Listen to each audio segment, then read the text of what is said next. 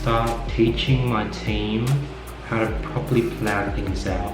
Stage 1 was mastering a process and then outsourcing it. That works really well, but it's pretty tiring when you have to master every single little thing that you will implement. Stage 2 is sort of getting the gist of it, laying out the plan, and getting them to fill in the gaps. Stage 3 is recording the process of stage 1 and 2 and be like, hey, watch these videos, see how I built out these plans, and I want you to build a plan on how you're going to say get more PR for our company. And once I get that plan, I need to understand it inside out and be like, okay, where are you going to get the leads from? How many people are going to reach out? How many do you expect will respond? How long do you, let's say it's like 1 in 100, how long do you think it will take for you to scrape 100? How long will it take for you to email 100? If it takes 5 hours, so that means you can spend 1 day per week to get 1 PR. So you need to break it down like that, and probably the best way is break it down with my team member over a call, record that process, throw it back into the training folders so that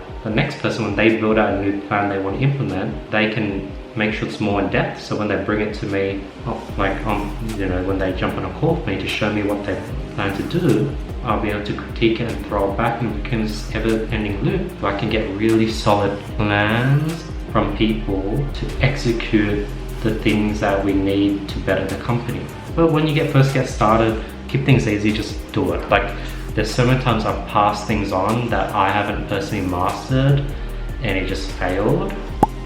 Looking back, I should have at least tried to understand it inside out before I let the person go ahead and do that task.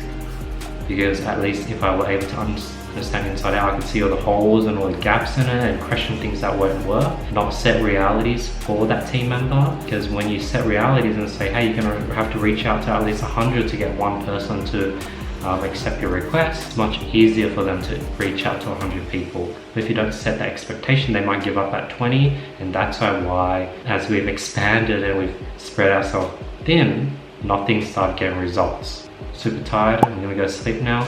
Peace.